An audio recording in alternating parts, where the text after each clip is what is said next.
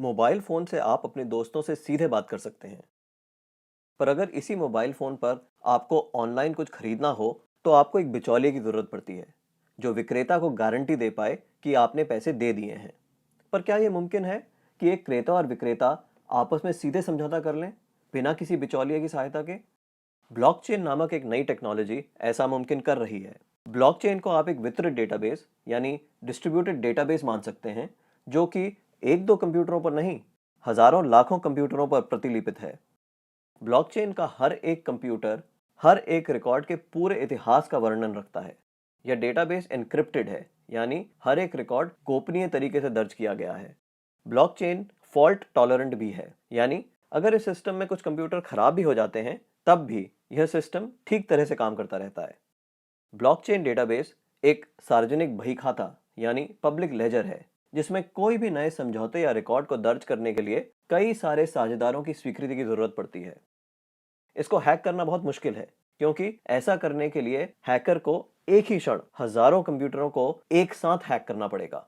यह कारण है कि हम ब्लॉकचेन को एक सुरक्षित टेक्नोलॉजी मानते हैं।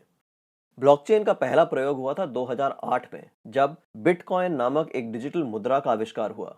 बिटकॉइन मुद्रा किसी देश, सरकार या बैंक द्वारा नियंत्रित मुद्रा नहीं है, यह एक डिजिटल मुद्रा है। अधिक जानकारी के लिए आप बिटकॉइन को गूगल कर सकते हैं। केवल मुद्रा या पैसे से संबंधित प्रयोजन के लिए ही नहीं, ब्लॉकचेन का प्रयोग कहीं भी हो सकता है जहां पारंपरिक रूप से विश्वास, भरोसे या गारंटी के लिए एक बिचौलिए की जरूरत है। जैसे वह सभी सौदे जिनकी आज नोटरी पब्लिक या किसी सरकारी संस्था को पुष्टि करनी पड़ती है। मान लिया जाए कि आप एक मकान खरीद रहे हैं। आप चाहेंगे कि इस सौदे को सरकारी रजिस्ट्रार के यहाँ दर्ज किया जाए, ताकि आपको एक सरकारी दस्तावेज मिले जो साबित करे कि आप उस मकान के कानूनन मालिक हैं। पब्लिक रजिस्ट्रार केवल इस सौदे का एक सबूत दे रहा है, और ऐसी संभावना है कि भविष्य में पब्लिक रजिस्ट्रार का काम ब्लॉकचेन टेक्नोलॉजी कर दे, क्योंकि उसमें दर्ज सौदे की भी उतनी मान्यता होगी जितनी आज रजिस्ट्री सर्टिफिकेट की है।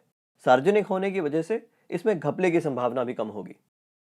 ब्लॉकचेन टेक्नोलॉजी के उपयोग के कई और संभावित उदाहरण हैं। जैसे किसी सरकारी योजना के अंतर्गत यदि एक गरीब आदमी को कुछ वेतन मिलना हो, तो ब्लॉकचेन टेक्नोलॉजी से उसको वह रकम सीधे उसके मोबाइल फोन पर दी जा सकती है। या अगर किसी प्राकृतिक आपदा से ग्रस्त लोगों को नुकसान भरपाई करनी हो, तो उनकी सहायता राशि सीधे उनके मोबाइल फोन पर दी जा सकती है।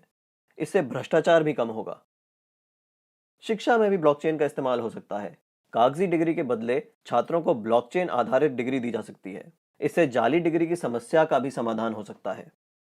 ब्लॉकचेन उन टेक्नोलॉजी में एक है जो 21वीं सदी की अर्थव्यवस्था में बहुत बड़ा परिवर्तन लाने की क्षमता रखती हैं।